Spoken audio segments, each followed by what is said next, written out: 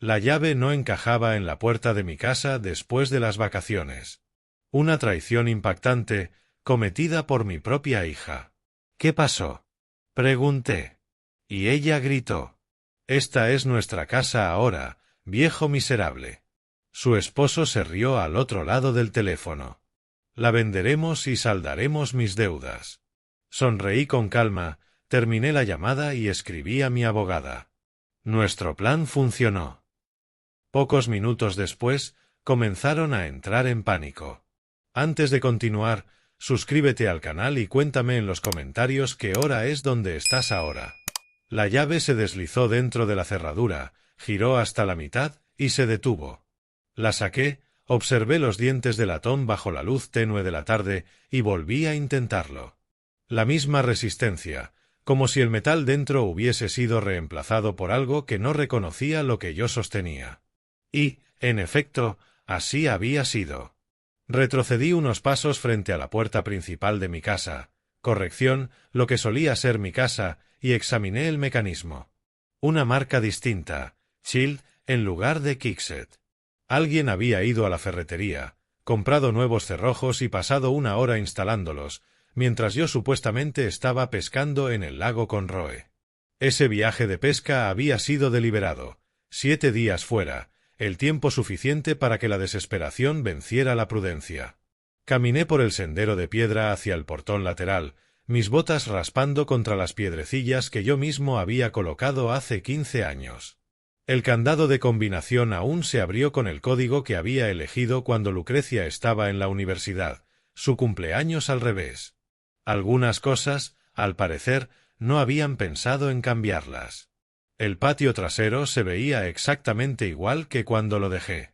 El roble que planté el día que nació mi hija se erguía en la esquina, con sus ramas de febrero desnudas y esqueléticas. Crucé el césped invernal, algo parchado, hasta la puerta trasera, e intenté mi llave allí también. Nueva cerradura. La misma historia. A través de la ventana de la cocina pude ver las encimeras de granito, esas por las que había ahorrado 2 años para instalarlas. Las cortinas del dormitorio de arriba se movieron levemente. Había alguien en casa. Alguien caminaba por las habitaciones donde yo había vivido 32 años. Volví a mi camioneta y me senté en el asiento del conductor. El cuero aún estaba tibio tras el regreso desde el lago. El teléfono reposaba en el portavasos, con la pantalla oscura, paciente. 3 meses atrás, había descargado una aplicación de grabación. Interfaz simple, botón rojo para grabar, negro para detener. Nunca la había necesitado durante mis años como asistente del fiscal de distrito. Las salas de interrogatorio tenían sus propios sistemas. Pero la jubilación significaba manejar mis propias pruebas. Abrí la aplicación, presioné grabar, marqué el número de Lucrecia y activé el altavoz. Coloqué el teléfono en el tablero, justo donde el micrófono captaría cada palabra con claridad. Respondió al tercer timbre. ¿Qué quieres? No hubo un hola, papá, ni un ¿cómo estuvo el viaje? Solo irritación fría, como si fuera un vendedor telefónico interrumpiendo su cena. Lucía, mi llave no funciona. ¿Qué pasó con las cerraduras? Hubo una pausa. Luego su voz regresó más aguda, casi triunfante. Esas ya no son tus cerraduras, papá. Esta es nuestra casa ahora. Mía y de Edwin. Deberías buscar otro lugar donde quedarte, viejo. Tal vez un refugio para indigentes te acepte. Escuché movimientos. Luego, la voz de Edwin irrumpió por el altavoz, más fuerte y agresiva de lo que jamás lo había oído. Sí, escucha bien, Granville. Esta casa ahora es nuestra. Tenemos todos los papeles listos, legales y todo. La venderemos la próxima semana. Voy a saldar mis $340,000 en deudas. Tuviste tu tiempo viviendo cómodo. Ahora es nuestro turno. 340,000. Lo dijo en voz alta, confirmando la cifra exacta que yo sospechaba. Ya veo, respondí con voz calmada, casi amable. Pues disfruten su noche. Colgué, reproduje los últimos 10 segundos. La voz de Edwin sonaba perfecta, la desesperación, la cifra exacta, la admisión de sus actos, todo con una claridad cristalina. Abrí mi correo electrónico, adjunté el archivo de audio a un mensaje que había redactado semanas atrás y escribí 3 palabras. Nuestro plan funcionó. Lo envié a la dirección de Margaret Chen. El archivo duraba 47 segundos. Suficiente. Encendí el motor, retrocedí sin mirar la casa y conduje hacia el centro de Houston. El tráfico era ligero para ser viernes por la noche. Tomé Broadway hasta la 610, luego salí por West Dallas. 25 minutos después, estacioné frente a un complejo de apartamentos modesto en Midtown. Nada lujoso, fachada de ladrillo, escaleras exteriores, el tipo de lugar donde nadie hace demasiadas preguntas. Había alquilado el apartamento 2F hacía 2 meses, pagando 6 meses por adelantado en efectivo, con mi nombre como único inquilino. Subí las escaleras con mi bolsa de equipo de pesca al hombro. La llave del 2F giró perfectamente. Adentro, el espacio amueblado olía a pintura fresca y alfombra nueva. Un dormitorio, cocina angosta, sala apenas suficiente para un sofá y un televisor. Sobre la mesa de la cocina descansaba una carpeta manila gruesa. Dejé la bolsa junto a la puerta, arrastré una de las 2 sillas y me senté. En la pestaña se leía, Moreno, archivo de evidencias, escrito con mi propia letra. La abrí lentamente. Todo lo que había reunido durante 3 meses estaba allí, organizado cronológicamente como un expediente judicial, porque eso era exactamente, un caso. Y los acusados acababan de confesar. Extendí el contenido sobre la pequeña mesa. Un bloc amarillo lleno de observaciones fechadas desde el 12 de noviembre, una memoria USB etiquetada cocina, extractos bancarios con transferencias que había realizado en enero, la tarjeta de presentación de Margaret Chen con su número de celular anotado al reverso. También había una pequeña pila de fotografías donde se veía el Lexus plateado de Edwin estacionado frente a mi casa a horas extrañas. Medianoche un martes, 6 de la mañana un jueves. Horas que sugerían vigilancia, seguimiento, preparación. 3 meses atrás, había notado el cambio en Lucrecia. Comenzó a visitarme más seguido, siempre con preguntas que parecían casuales, pero no lo eran. Mientras charlábamos en el comedor, me preguntaba sobre mi testamento, mis bienes, si tenía mis documentos financieros organizados.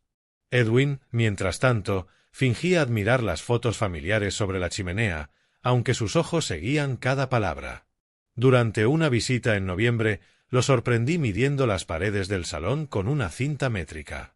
Solo pienso en ideas de renovación, dijo, sonriendo. Esta casa tiene tanto potencial. Luego sacó su teléfono y fotografió cada habitación, los moldes del techo, los pisos de madera, los electrodomésticos nuevos. Estaba haciendo inventario. Yo sonreí y le ofrecí café, pero dentro de mí algo encajó.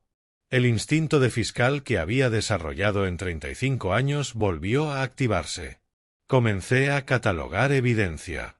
Un mes atrás, tendí la trampa. Imprimí un modelo de poder notarial desde una web legal, de esos que otorgan autoridad para vender propiedades en nombre de otra persona. Dejé la línea de la firma en blanco y lo coloqué dentro de un sobremanila junto con la escritura de mi casa. Una tarde de domingo, a principios de enero, puse ambos documentos sobre la mesa de la cocina antes de que Lucrecia y Edwin llegaran para nuestra cena programada a las 3 en punto. A las 3:45 me excusé para ir al baño. Me quedé 15 minutos, dejando correr el agua de vez en cuando. Tiempo y oportunidad, 2 ingredientes perfectos. Cuando regresé, los papeles seguían allí, pero la esquina del sobre estaba doblada de otra manera. La escritura se había girado apenas unos grados. Esa noche abrí la aplicación de seguridad en mi teléfono. La cámara que había instalado en octubre, una unidad inalámbrica disfrazada de lomo de libro en mi estante de estudio, ofrecía un ángulo perfecto de la mesa. Seleccioné la fecha 12 de enero y avancé el vídeo hasta las 3:47. Edwin miró hacia el pasillo donde yo había desaparecido, luego a Lucrecia. Ella asintió una sola vez. Él sacó su teléfono, Activó la cámara y comenzó a fotografiar. Primero el poder notarial, varias tomas desde distintos ángulos. Después la escritura de la casa, acercándose al texto legal, a mi nombre en el título. Miró hacia el baño con nerviosismo y volvió a fotografiar todo. Sus manos temblaban levemente mientras devolvía los documentos a su posición original. 12 minutos de grabación. Todo respaldado en 3 cuentas en la nube distintas. 3 semanas atrás, había ido a la oficina de Margaret Chen en la calle Travis. Era más joven de lo que esperaba, quizá 45 años, con mirada aguda y una expresión escéptica que me recordó a las mejores abogadas defensoras que enfrenté en los tribunales. Señor Moreno, usted mencionó por teléfono que esto se trataba de fraude inmobiliario, dijo, señalando la silla frente a su escritorio. Me senté y abrí mi carpeta de evidencias. Necesito a alguien que entienda de fraude inmobiliario y que no tema presentar cargos penales cuando llegue el momento, le dije a Margaret.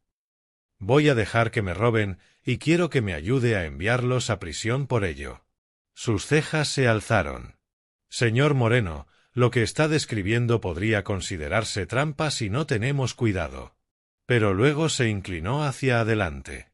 Ahora bien, si ellos actúan completamente por voluntad propia y nosotros solo documentamos sus decisiones, puedo trabajar con eso.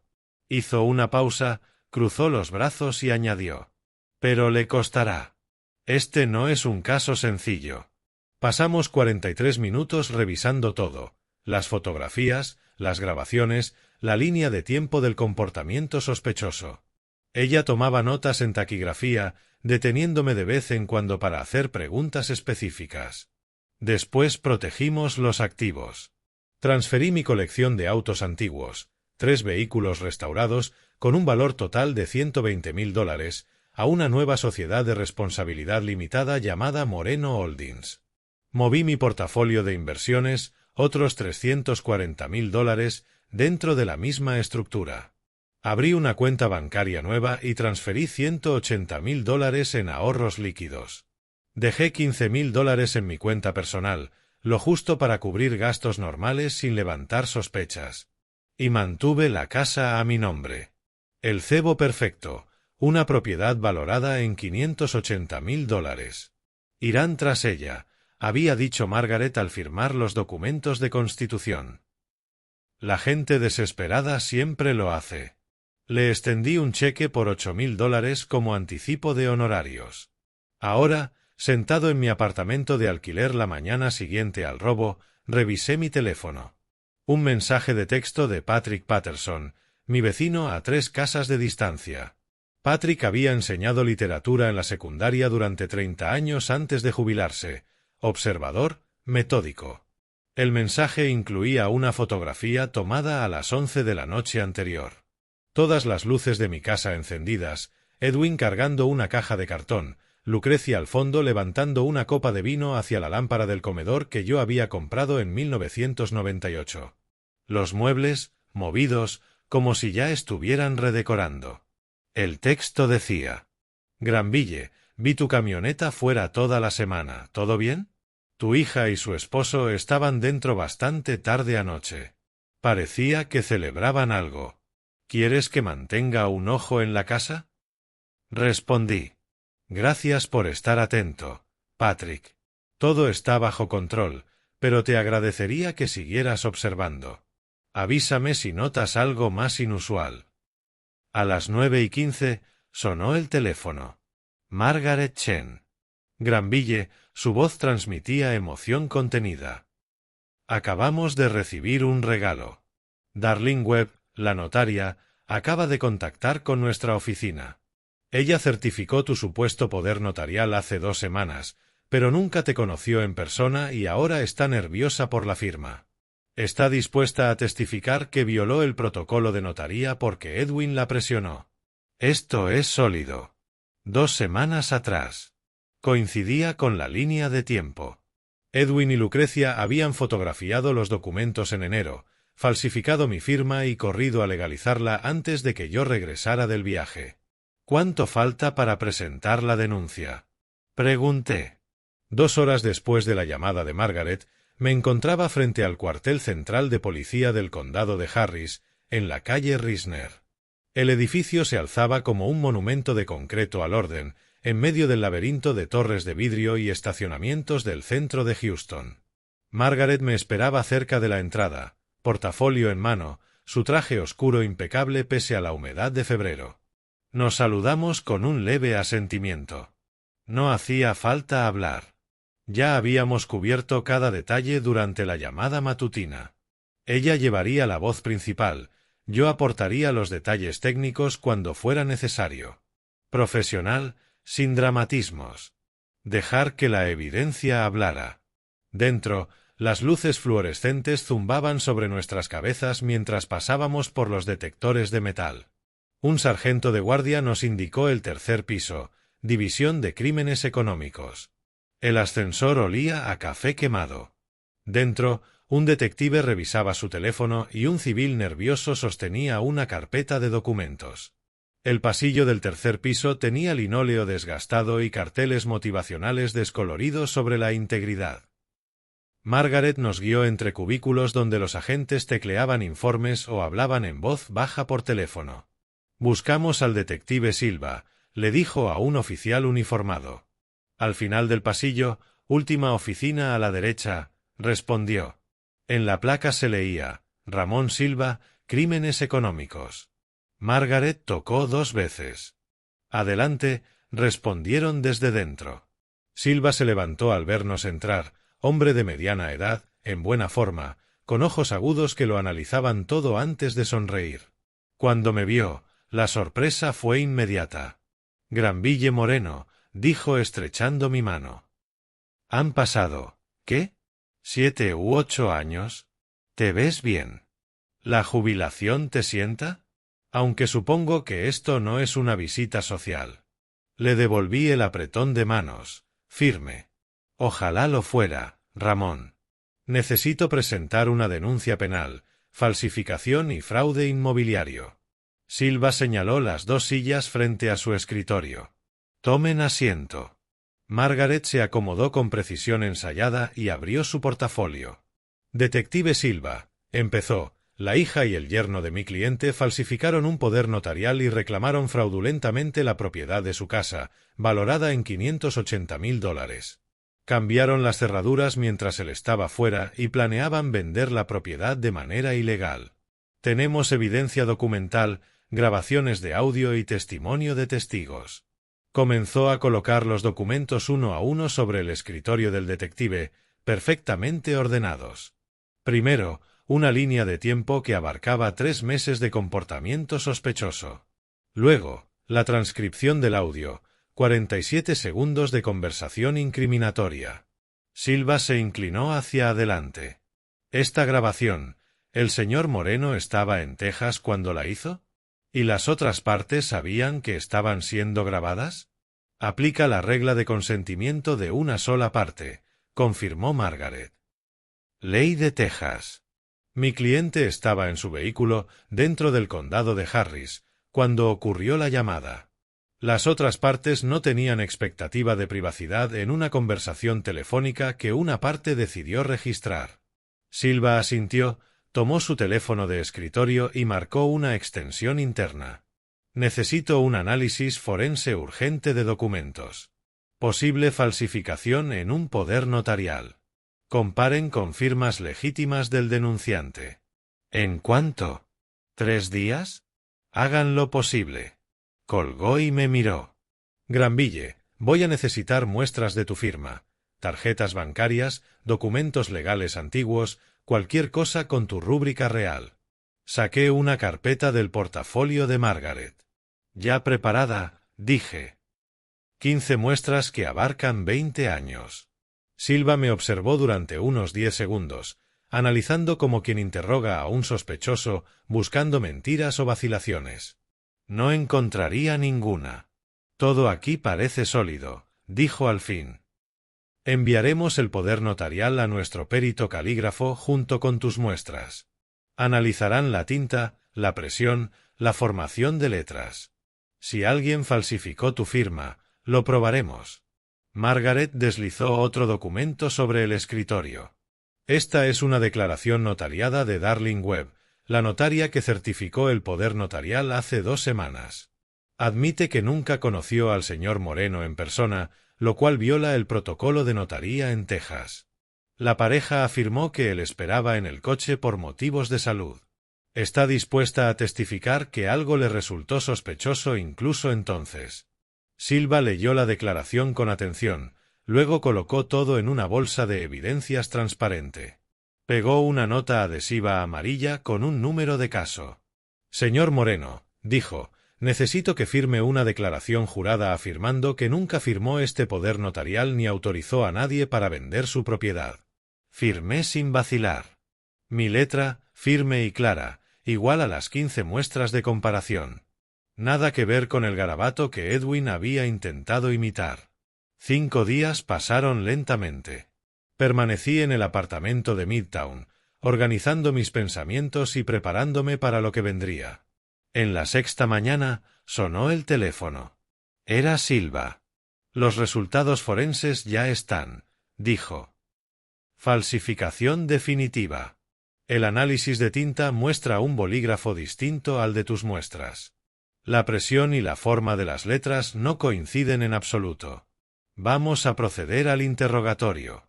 ¿Cuándo? Pregunté. Mañana por la mañana. Ya los estoy llamando para que vengan a aclarar documentos de propiedad.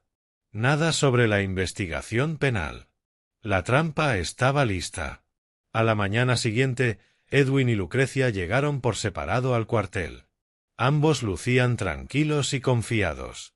Edwin vestía jeans y una camisa sin fajar, Lucrecia, pantalones deportivos y una chaqueta con cierre. No se veían como personas que esperaran ser confrontadas con pruebas de falsificación de alto nivel.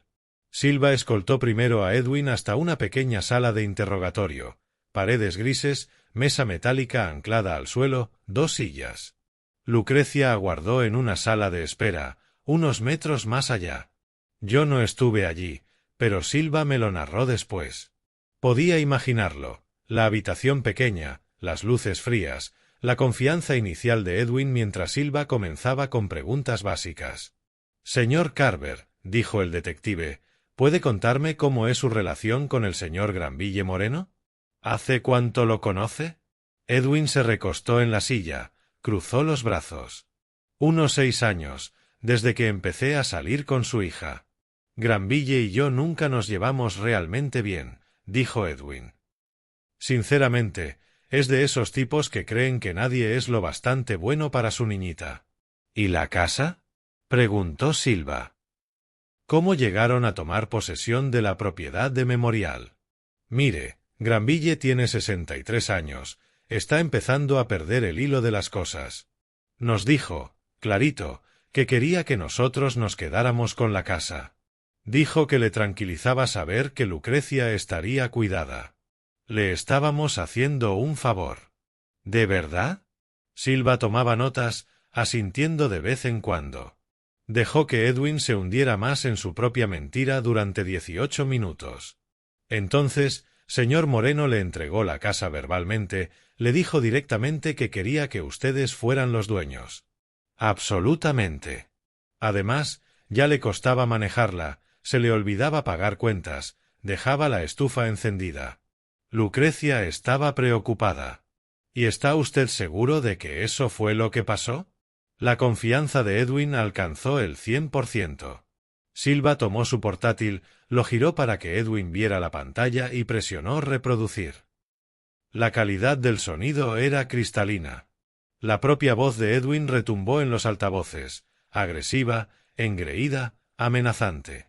Sí, escucha, Granville. Ahora esta casa es nuestra. Ya tenemos todos los papeles listos, legales y todo.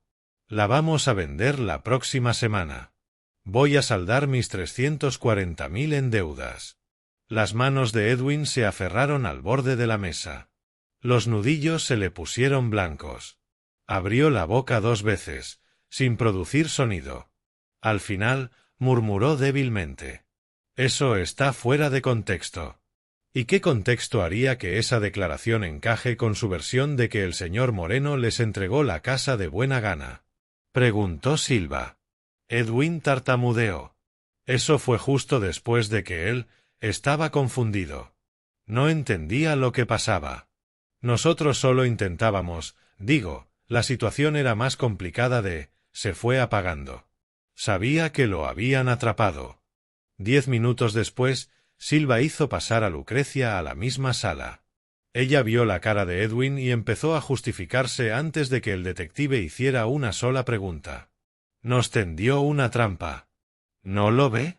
Papá planeó todo, dejó esos documentos a la vista, se fue de pesca.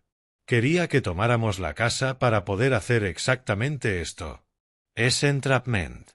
La expresión de Silva siguió neutra.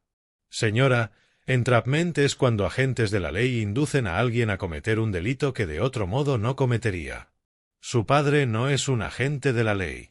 Es un ciudadano privado que dejó sus propios documentos en su propia casa. Ustedes eligieron falsificar su firma. Eso es responsabilidad de ustedes. Edwin golpeó la mesa con la palma. Cállate, Lucrecia. Solo cállate. Esta fue tu idea. Querías esa casa tanto que no podías esperar a que él se contuvo, a que realmente muriera. Se volvió hacia Silva. Queremos un abogado. Esta entrevista se acabó. Silva se puso de pie con calma y recogió sus papeles. Ustedes ambos son personas de interés en una investigación penal en curso. No abandonen el condado de Harris. Si planean viajar, notifiquen a esta oficina. Les entregó una tarjeta a cada uno. Muy pronto recibirán noticias de la fiscalía. Los escoltó por salidas separadas. Procedimiento estándar para impedir que coordinen historias. La fractura había comenzado. 4 días después del interrogatorio, Edwin se sentó en un sillón de cuero que costaba probablemente más que la renta mensual de mucha gente. La oficina de Jimmy Kowalski en Bessemer Road gritaba éxito. Placas en la pared celebrando victorias en juicio, arte costoso, una vista de los rascacielos del área de la galleria a través de ventanales de piso a techo. Kowalski se recostó tras su escritorio. Varios anillos de oro destellaban mientras golpeaba con un bolígrafo un bloc amarillo. Cuarentón, pelo perfectamente peinado, un traje que costaba al menos $3,000.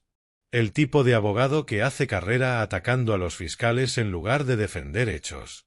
Esto es lo que vamos a hacer, dijo Kowalski. No vamos a defender los cargos de falsificación. Vamos a atacar la credibilidad de Granville y a convertirlo en el villano. Edwin se inclinó hacia adelante, ansioso. Perfecto, porque Granville es exactamente ese tipo. Controlador, cree que siempre tiene la razón. Nunca me dejó olvidar que fue un gran fiscal. Esto lo va a destruir. El cargo de falsificación será difícil de vencer si ese análisis de firma se sostiene, admitió Kowalski. Se levantó, fue a una pizarra blanca y trazó 3 columnas. Defensa penal, ofensiva civil, campaña de relaciones públicas. Pero podemos sembrar suficiente duda sobre el contexto, sobre su estado mental, de modo que, incluso si hay condena, sea mínima. Y en lo civil la carga de prueba es menor. Ahí podemos ganar. Edwin había exprimido su última tarjeta de crédito para pagar el anticipo de $15,000 de Kowalski.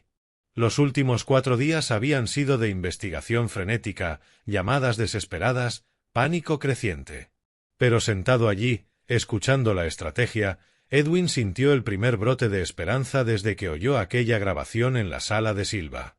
Presentamos una demanda civil, continuó Kowalski, escribiendo veloz. Daño emocional intencional, abuso financiero a un adulto mayor. Afirmamos que él manipuló a Lucrecia para que gastara sus ahorros en reparaciones de la casa que prometió reembolsar. Pedimos una orden de restricción para impedir que acose a su propia hija. Lo pintamos como un abusón que usa su experiencia legal para perseguir a la familia. ¿Y la prensa?, preguntó Edwin. Kowalski sonrió. Ya está hecho. Hace 2 días coordiné una entrevista con el Houston Chronicle. Patricia Vance. Cubre historias humanas locales. Lucrecia le dio la actuación de su vida. Aquella entrevista tuvo lugar en la sala de juntas pequeña de Kowalski. Lucrecia se sentó frente a Patricia Vance, una mujer treintañera de ojos amables, con una grabadora sobre la mesa. Kowalski permaneció detrás de la reportera, en el campo visual de Lucrecia, asintiendo o negando con la cabeza de forma imperceptible mientras ella hablaba. Cuando Lucrecia empezaba a sonar airada, Kowalski se tocaba la sien, su señal preacordada. Ella cambiaba de inmediato a lágrimas y vulnerabilidad. «Mi padre siempre fue tan duro, tan exigente», dijo Lucrecia, con la voz quebrándose a la perfección. Cuando empezó a olvidarse de cosas, a faltar a citas, intenté ayudarlo. Me pidió que me hiciera cargo de la gestión de la casa porque ya no podía con todo. Ahora se volvió contra mí, usa su formación de fiscal para hacerme ver como una criminal. Soy su hija y está intentando meterme en prisión. Patricia se inclinó con empatía. Debe ser muy doloroso que su propio padre la acuse así. ¿Cree que su edad y un posible deterioro cognitivo influyen en su comportamiento? Creo que está confundido y asustado. Tal vez de verdad no recuerda haberme dado la casa. Me aterra pensar que su mente se está yendo y en lugar de dejar que lo ayude, nos ataca. Solo quiero a mi papá de vuelta. Perfecto. Cada palabra, meticulosamente diseñada para edificar la defensa por demencia y pintar a Granville como el agresor. Ahora, 4 días después del interrogatorio y 2 días después de esa entrevista, yo estaba en mi apartamento de alquiler en Midtown leyendo el Houston Chronicle con el café de la mañana. Página B4, sección local. Titular. Hija afirma que la acusación de su anciano padre es un caso fallido de abuso contra adulto mayor. La foto mostraba a Lucrecia compungida, pañuelo en mano, ojos rojos. Leí el artículo 2 veces. La primera, apreté la mandíbula mientras absorbía cada acusación. Problemas de memoria, le suplicó que manejara los asuntos, no recuerda. La segunda, subrayé metódicamente frases específicas, reconociendo la mano manipuladora de Kowalski detrás de cada oración calculada. Problemas de memoria, le suplicó que manejara los asuntos, no recuerda. Dejé el bolígrafo y tomé un sorbo de café. Cada una de esas frases estaba diseñada para reforzar la defensa por demencia. Astuto, pero no lo suficiente. Durante los 3 días siguientes, experimenté pequeños castigos sociales que se acumulaban como cortes de papel. El señor Patterson, mi vecino, 3 casas más abajo de la propiedad de Memorial, dejó de saludar cuando pasaba con la camioneta rumbo a mi alquiler. Había leído el artículo, se metía rápido en su casa como si yo llevara algo contagioso. En el supermercado de Richmond Avenue, la cajera joven que normalmente charlaba sobre el clima pasó mis compras en silencio, lanzándome una mirada incierta, preguntándose si el amable señor mayor que compraba la misma marca de café cada semana era en realidad un fiscal cruel persiguiendo a su hija confundida. Mi teléfono vibró. Mensaje de Jerry Thornton, ex colega de la fiscalía. Hola, vi el artículo sobre tú y tu hija. Espero que estés bien. Suena duro. Llama si necesitas algo. Respondí. Gracias, Jerry. Es complicado. Estoy bien. La justicia toma tiempo. Esa tarde, tocaron a la puerta.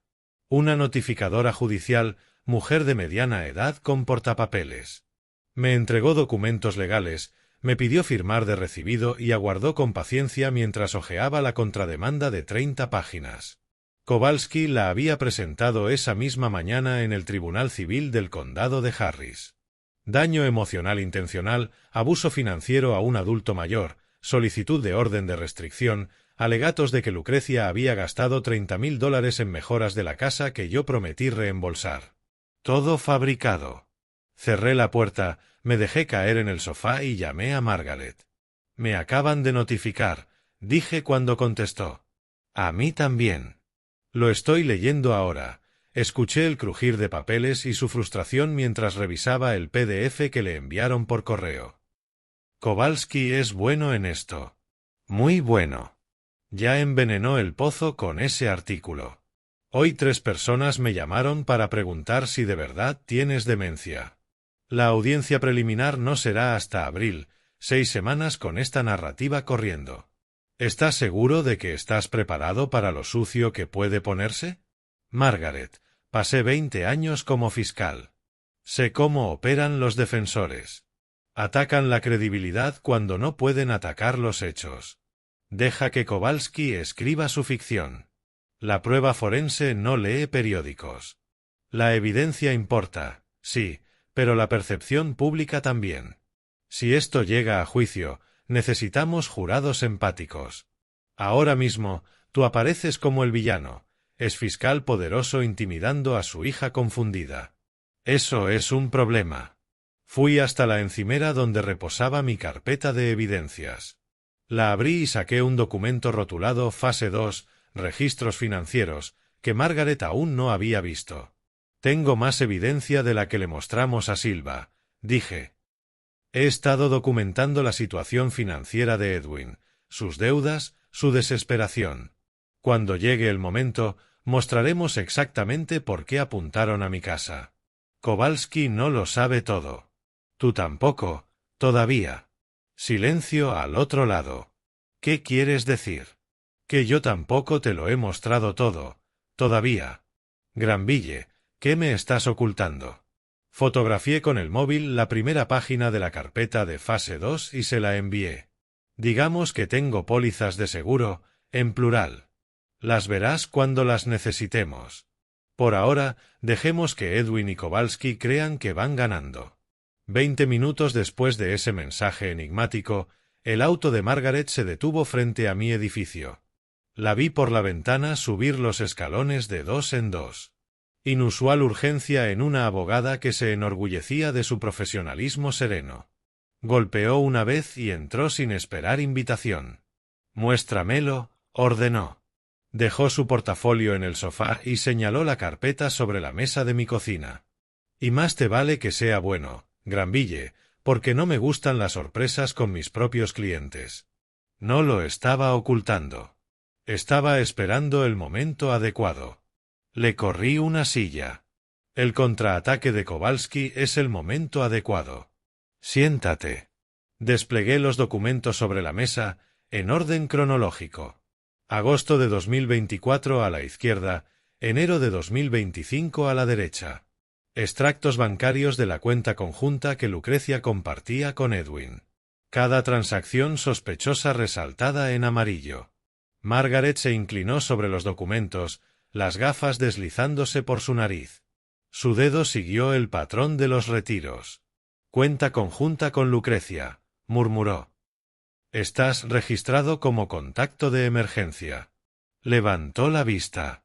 Estos retiros, Granville. Edwin la está dejando sin nada. $89.000 en 6 meses. Hizo una pausa. ¿Y tú lo viste hacerlo? Le di ese dinero a Lucrecia para ayudarla con su negocio de salón de belleza, respondí. Edwin lo apostó todo. Toqué las descripciones de las transacciones. Necesitaba documentar el patrón. Demostrar que esto no se trata de sentimientos familiares. Es adicción y desesperación. Motivo, Margaret. Motivo claro y demostrable. Ella hojeó los estados de cuenta. Intercambios de criptomonedas, sitios de póker en línea, adelantos en efectivo con tasas de interés que deberían ser ilegales, murmuró, incrédula. Se recostó en la silla. Este hombre se está ahogando, dijo finalmente, y cuando la gente que se ahoga ve un bote salvavidas, golpeó con el dedo los documentos de la escritura de mi casa, no piden permiso para subir. Margaret sacó su teléfono, fotografió metódicamente cada página, creó un álbum y subió todo al almacenamiento seguro de su bufete.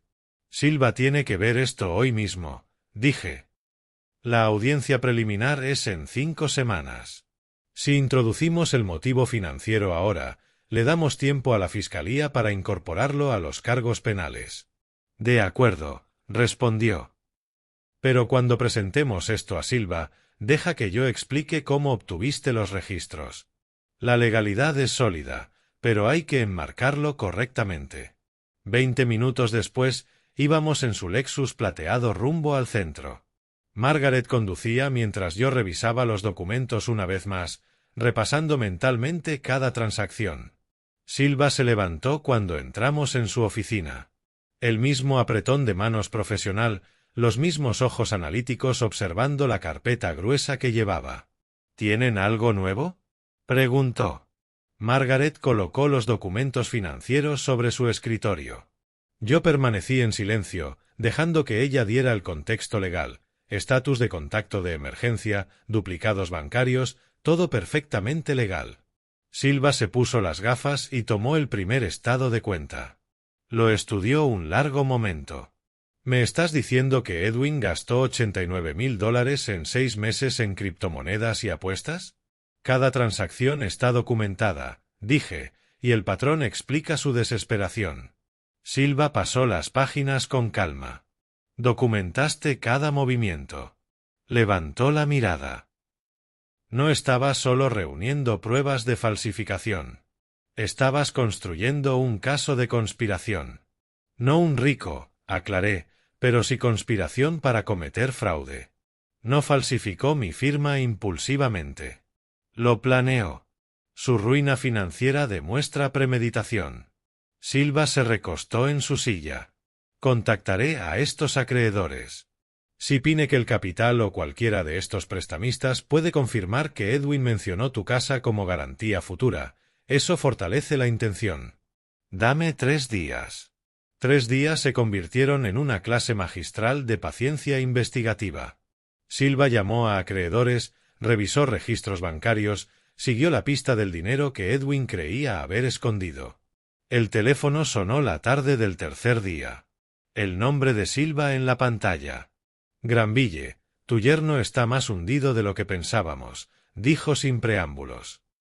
Las deudas totales se acercan a los $470.000.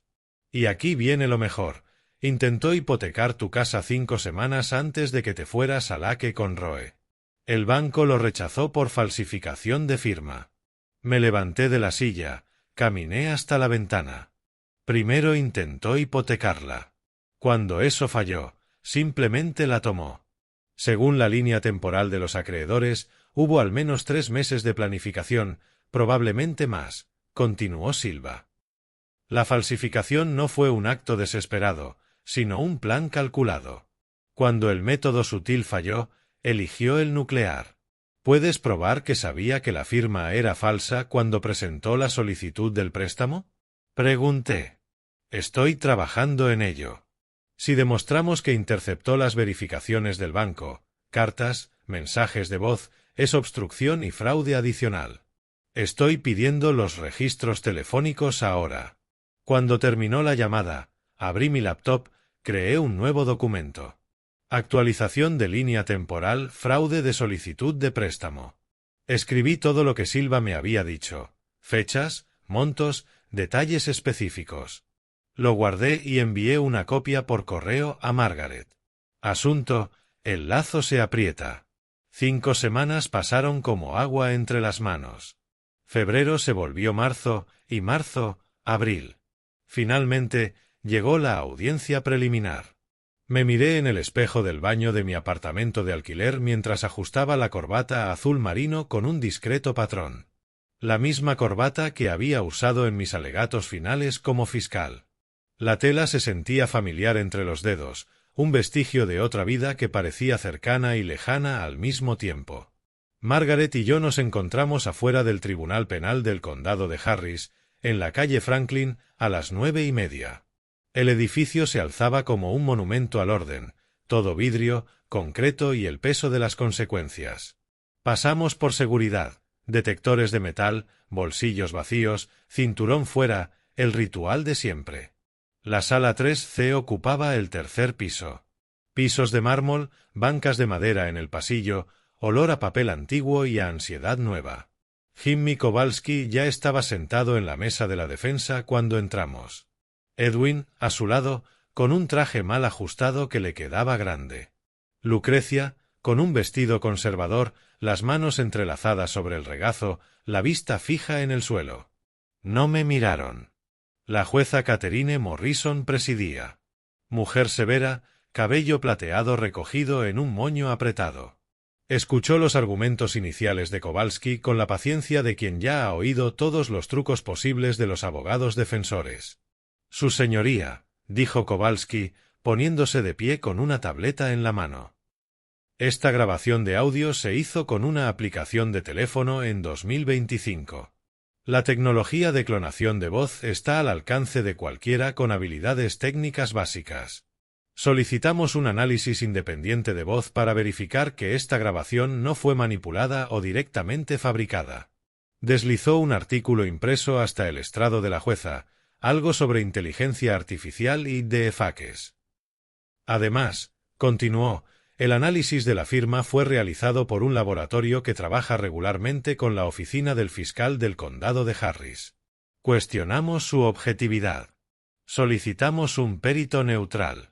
Luego vino el argumento de la demencia, declaraciones juradas de supuestos vecinos preocupados, solicitudes de evaluación psiquiátrica. La jueza Morrison tomó notas en su libreta legal. Dejó hablar a Kowalski durante 15 minutos. Luego levantó la mirada.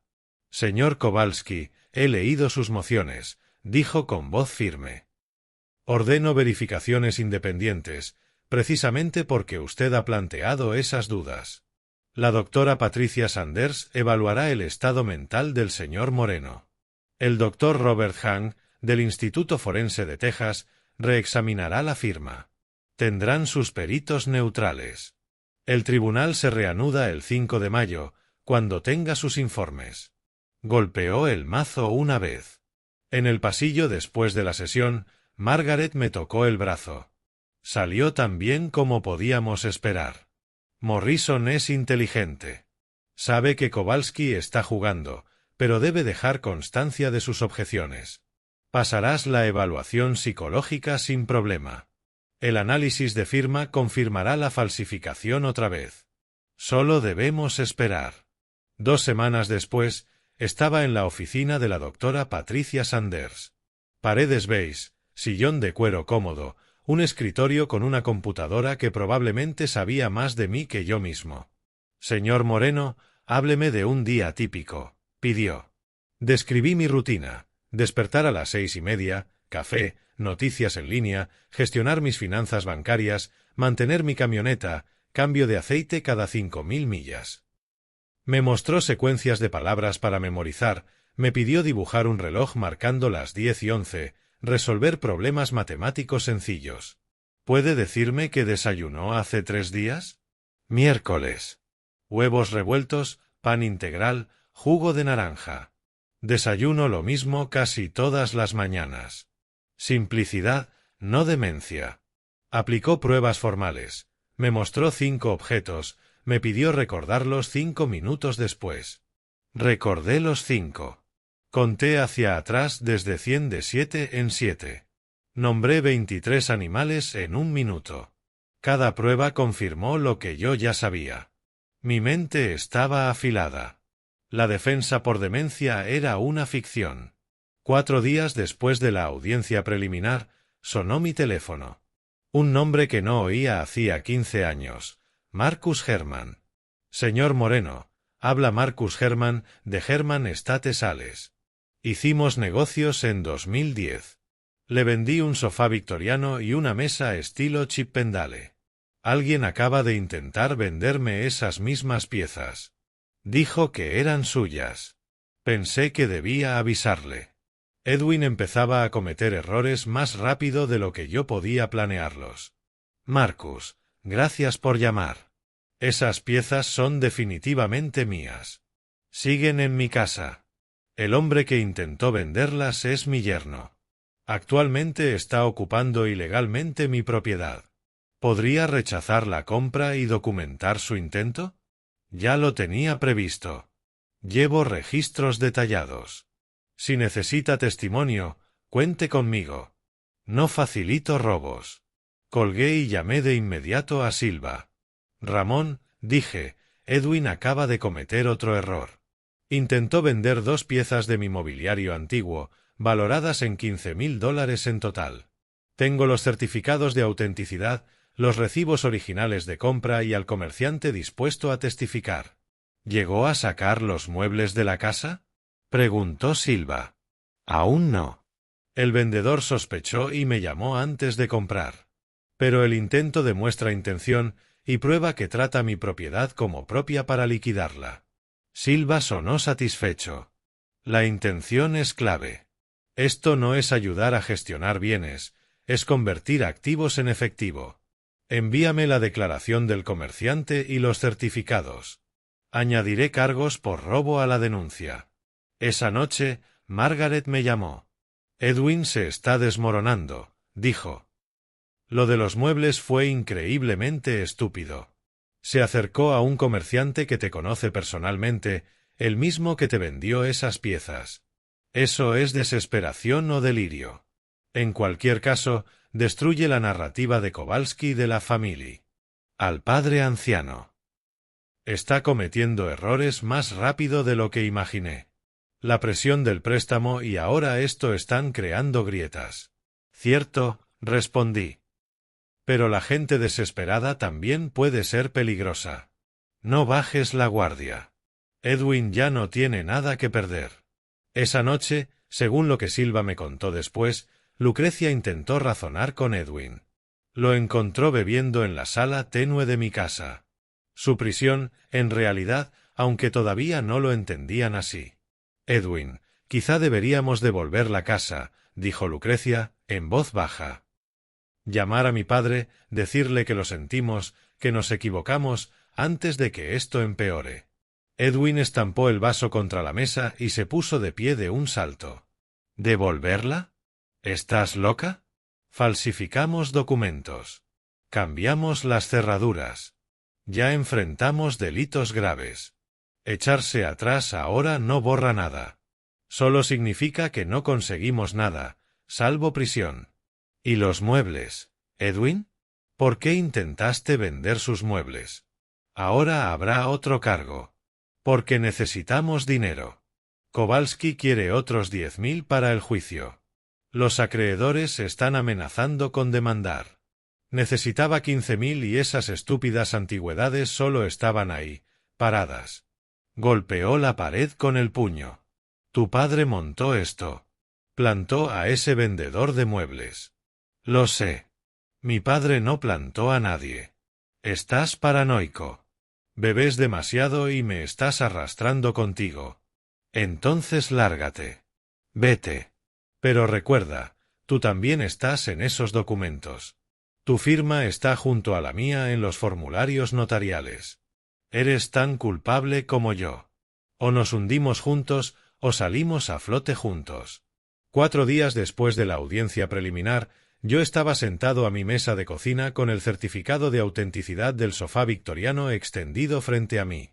La firma de Marcus Herman en la parte inferior. Julio de 2010. Precio de compra, $8.500. Lo fotografié y se lo envié por mensaje a Margaret. Otra pieza de evidencia. ¿Cuántos errores más cometerá? Una semana después del desastre de los muebles, el detective Silva se sentó frente a Darlene Webb en una pequeña sala de conferencias del cuartel. Ella había ido voluntariamente, pero no podía dejar de juguetear con la correa del bolso. Señorita Webb, le agradezco que haya venido, dijo Silva. Necesito que me explique exactamente lo que ocurrió el día que notarizó ese poder notarial. No deje nada afuera, aunque parezca menor. Darlene respiró hondo. Fue a finales de enero, como a las 2:30 de la tarde. Entraron un hombre y una mujer. El hombre, Edwin, estaba muy nervioso, miraba el reloj, iba y venía. La mujer habló casi todo el tiempo. ¿Qué dijo? Que su padre necesitaba firmar un poder notarial, pero que estaba demasiado enfermo para entrar. La voz de Darlene se quebró. Fue muy convincente con lo de sus problemas de salud. Silva se inclinó hacia adelante. ¿Vio en persona a Granville Moreno en algún momento? ¿Le presentó identificación? ¿Lo vio firmar el documento? No. La palabra salió diminuta.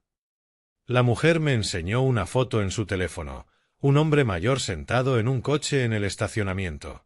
Repetía, está tan frágil, solo quiero ayudarlo. Lo llamaba papá. Yo notaricé la firma que ya estaba en la página.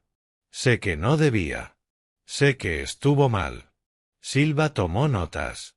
Ese mismo día obtuvo registros telefónicos y halló el historial de búsqueda de Lucrecia de 2 días antes de la notarización. Hombre mayor en coche stock photo. Encontró la misma imagen guardada en la caché del navegador. Señorita Webb, dijo Silva con voz serena, lo que hizo viola la ley notarial de Texas, pero usted ha dado un paso adelante y está cooperando. Si declara con la verdad en juicio y presenta una declaración jurada, la Fiscalía recomendará la suspensión de su comisión notarial en lugar de cargos penales. ¿Tenemos un acuerdo? Sí, por supuesto. Declararé. Cometí un error terrible y quiero enmendarlo. Esa misma semana llegaron a los despachos de la jueza Morrison los informes independientes de los peritos. Evaluación psiquiátrica de la doctora Sanders. Sin evidencia de deterioro cognitivo, demencia ni capacidad disminuida. El sujeto demuestra memoria normal, buen juicio y plena competencia mental. Análisis forense del Dr. Hahn. Con un 98% de certeza, la firma en el poder notarial impugnado no fue ejecutada por Granville Moreno. A la mañana siguiente, la jueza Morrison dictó su orden. Edwin Carver y Lucrecia Moreno debían desalojar la propiedad de Memorial en un plazo de 48 horas. Margaret me dio la noticia en persona.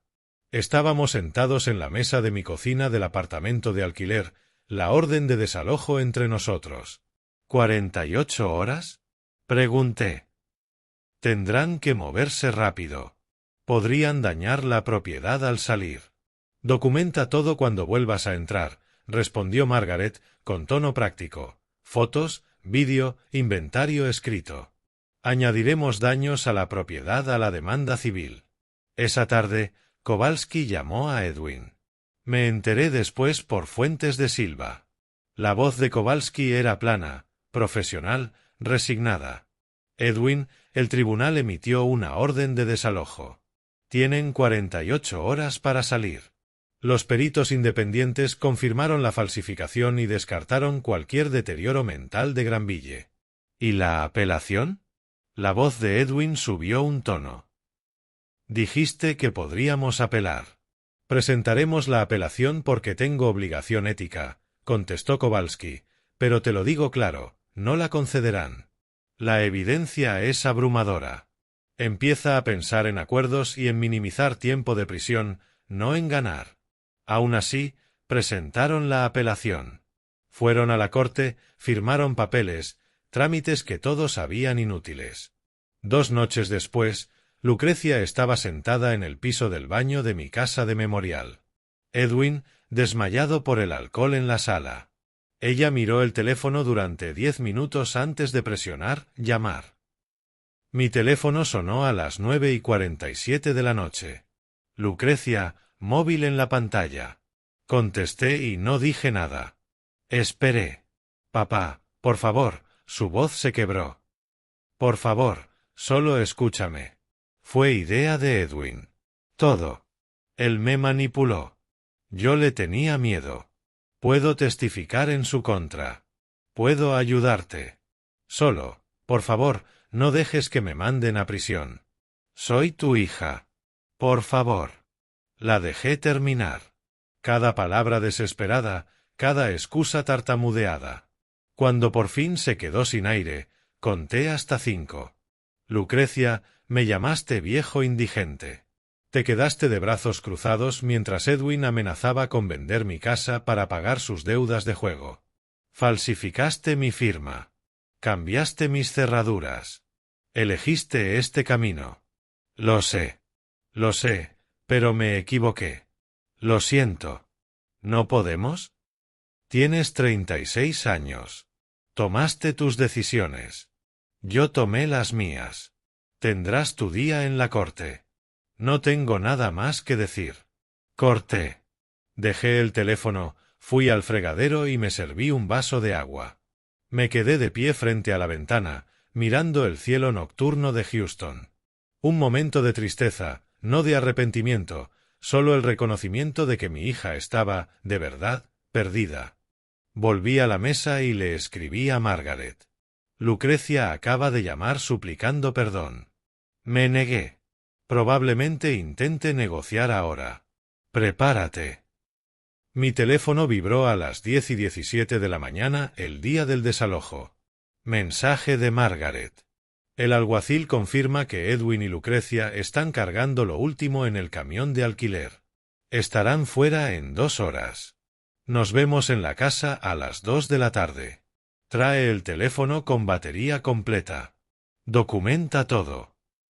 Me cambié a ropa de trabajo, jeans, camisa práctica, botas. Me preparé para lo que encontraría. Desalojaron a las 11:45 de la mañana, 15 minutos antes del plazo. Edwin se fue en un camión de alquiler rumbo a un motel barato. Lucrecia, en su sedán, hacia un estudio en Spring Branch. A las 2 en punto, me encontré con Margaret frente a mi casa. Mi casa. Me entregó la llave de repuesto. Abrí la puerta principal y entré. El sofá victoriano tenía una pata rota, la tapicería rasgada.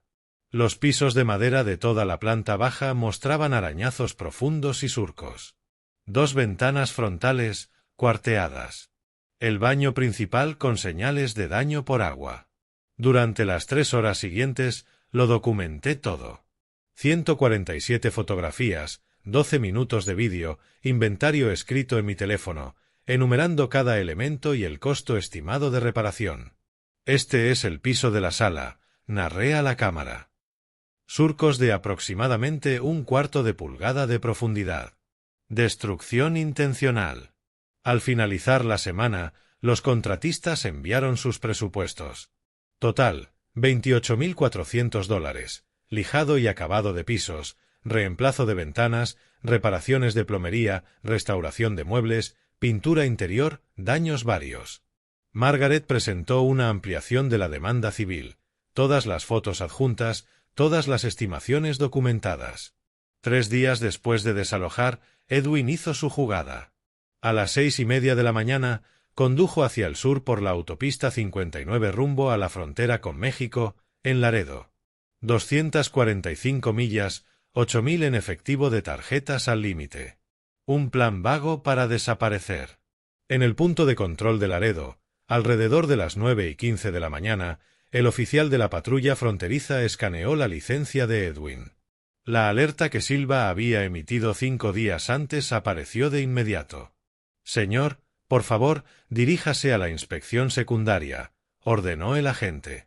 3 agentes de la patrulla fronteriza se acercaron, hicieron preguntas, realizaron una llamada telefónica. «Señor, está siendo detenido por una orden emitida en el condado de Harris». A las 8:42 de la mañana, Silva recibió la llamada.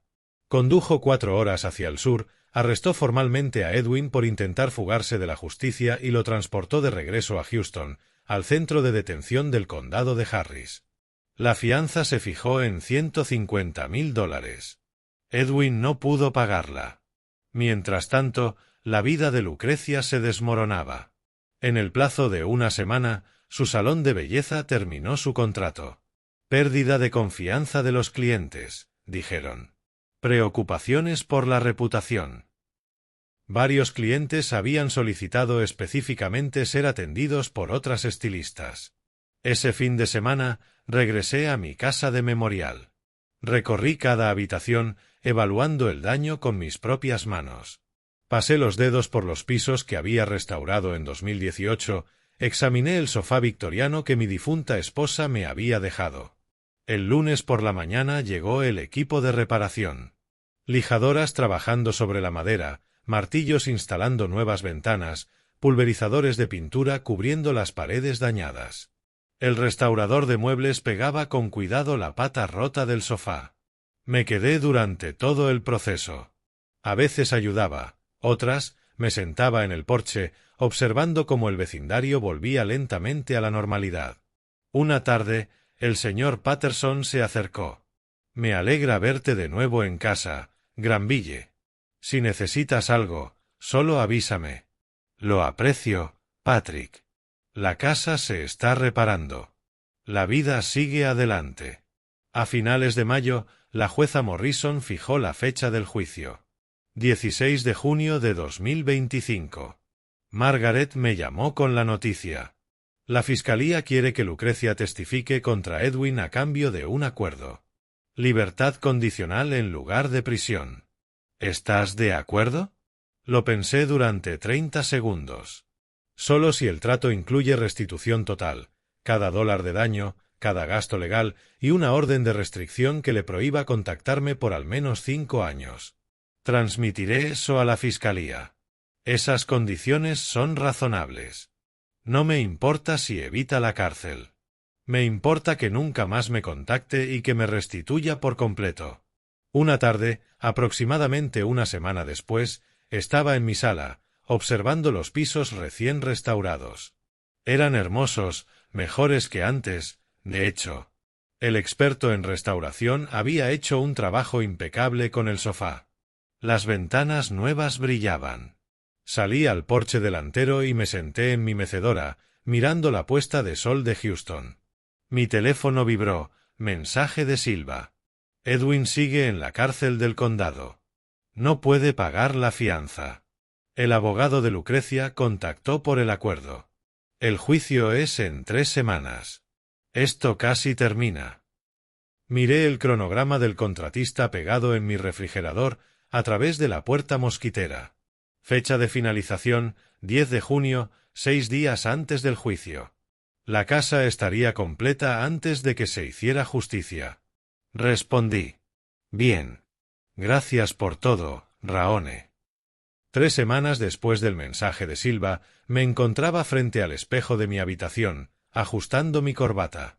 Color burdeos profundo, el mismo traje que había usado en los juicios importantes de mi carrera como fiscal.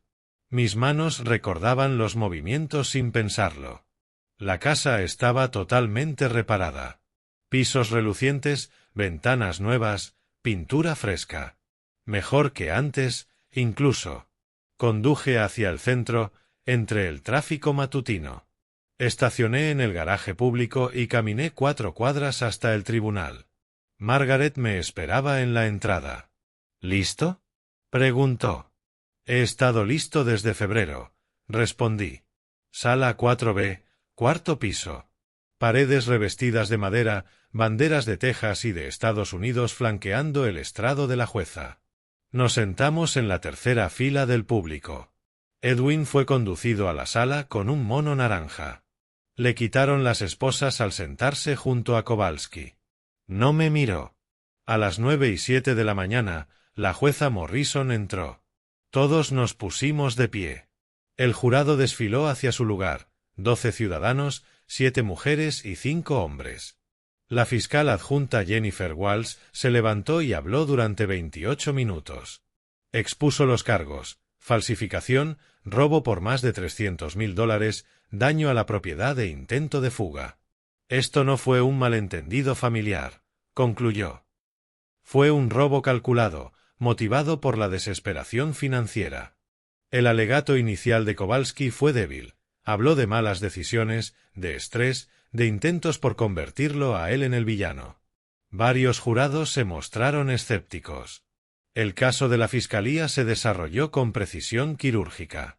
El detective Silva testificó sobre la investigación. El Dr. Hang explicó el análisis de la firma, 99.8% de certeza de falsificación. Darlene Webb admitió que nunca me había visto en persona. A las 2:15 de la tarde, escuché mi nombre. Caminé hasta el estrado, puse mi mano sobre la Biblia, tomé asiento. Durante 47 minutos, declaré. Claro, metódico, cada detalle exacto. Luego Walsh reprodujo la grabación. La voz de Edwin llenó la sala, agresiva, vulgar. La venderemos la próxima semana. Voy a saldar mis 340,000 en deudas. Miré al jurado mirar. Vi el momento exacto en que comprendieron que sus palabras lo condenaban. Kowalski intentó el contrainterrogatorio. ¿No es cierto que usted dejó deliberadamente documentos para tentarlos? Dejé documentos en mi propia casa. Lo que Edwin decidió hacer fue su elección, no la mía. Eso es entrampamiento. El entrampamiento requiere que la ley induzca la actividad criminal. Yo soy un ciudadano privado. Texas es un estado de consentimiento de una sola parte. Documenté un delito cometido contra mí. Eso se llama evidencia. Edwin decidió testificar en contra del consejo de su abogado. Fue un desastre. Defensivo, hostil, se contradecía. Cuando Walsh preguntó por su intento de fuga a la frontera, le gritó. La jueza Morrison tuvo que pedirle que se controlara. En los alegatos finales, Walsh conectó cada punto con precisión. Kowalski apeló torpemente a la compasión, pero sonó hueco. A las 4:42 de la tarde, el jurado se retiró a deliberar. Margaret, Silva y yo esperamos en el pasillo, bebiendo café del tribunal, casi sin hablar. 2 horas y 8 minutos después, el alguacil salió. El jurado ha alcanzado un veredicto. Volvimos a la sala. El portavoz del jurado, un ingeniero de mediana edad, se puso de pie. En el cargo de falsificación, declaramos culpable al acusado Edwin Carver. En el cargo de robo superior a $300,000, culpable. En el cargo de daño a la propiedad, culpable. En el cargo de intento de fuga de la justicia, culpable. El rostro de Edwin se vació de toda expresión. Kowalski cerró los ojos brevemente. La jueza Morrison dictó sentencia de inmediato. Edwin Carver se le condena a 4 años de prisión en el Departamento de Justicia Criminal de Texas, una multa de $50,000 y la obligación de restituir completamente los daños. Los oficiales lo escoltaron esposado fuera de la sala. No miró atrás. Lucrecia intentó cruzar miradas conmigo desde su asiento. Deliberadamente aparté la vista. Tomé mis papeles y me puse de pie. En el pasillo, Silva me estrechó la mano. Ha sido el paquete de evidencias más completo que he visto de un civil. Walsh nos felicitó, dijo que el caso se usaría en entrenamientos. Les di las gracias y salí con Margaret hacia el ascensor. Listo para ir a casa, dije. 2 meses después, a mediados de agosto, me senté en el porche al caer la tarde. Rex, a mis pies, respirando tranquilo. La casa detrás de mí, completamente restaurada. Pisos brillantes, ventanas nuevas, pintura fresca. No solo reparada, purificada. Esa tarde, el cartero entregó una carta de Lucrecia. 3 páginas, escritas a mano. Pedía perdón, asumía su culpa, rogaba por una eventual reconciliación. Pero respetaba la orden de no contacto. La leí una vez, la doblé con cuidado y la guardé en el cajón del escritorio. A las 5:47 de la tarde, el auto de Silva se detuvo en mi entrada. Salió con un 6-pack de cerveza St. Arnold. Granville, dijo sonriendo, traje unas cervezas. Pensé que podríamos sentarnos un rato. Buena idea, Raone.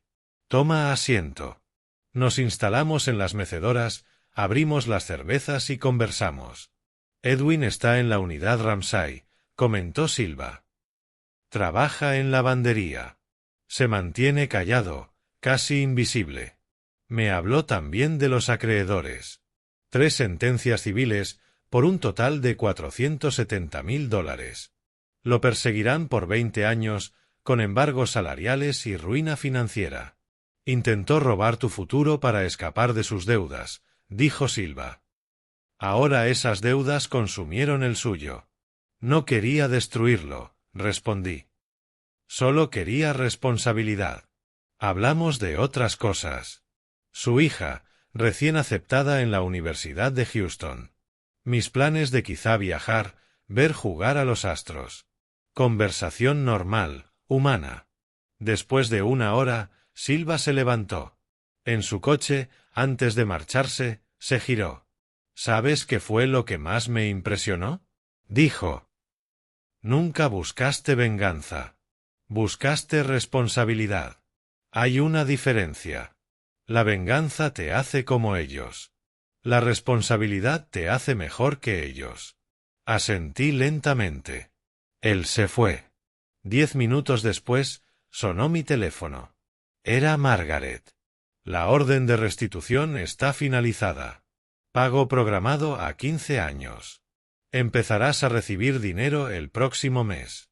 El caso se publicará en el Texas Bar Journal. Otros abogados quieren consultarte. Tu método de documentación se está volviendo un modelo. Tus bienes están seguros, Granville. Todo lo que construiste está protegido. El caso está cerrado. Después de la llamada, me quedé en silencio, observando cómo el sol se hundía en el horizonte. Pensé en el precio de esta victoria. Tenía mi casa, mi dignidad. La justicia se había cumplido, pero mi hija se había perdido. No por orden del tribunal, sino por quien decidió ser. Me permití un momento de dolor sincero. Luego me levanté, me estiré y entré. Rex me siguió. Preparé la cena, pollo a la parrilla con verduras. Comí en mi mesa de cocina, la misma donde había tendido la trampa. Después de lavar los platos, regresé al porche mientras caía la noche. El señor Patterson pasó durante su caminata vespertina. «Hermosa noche», dijo. «Sí, lo es», respondí.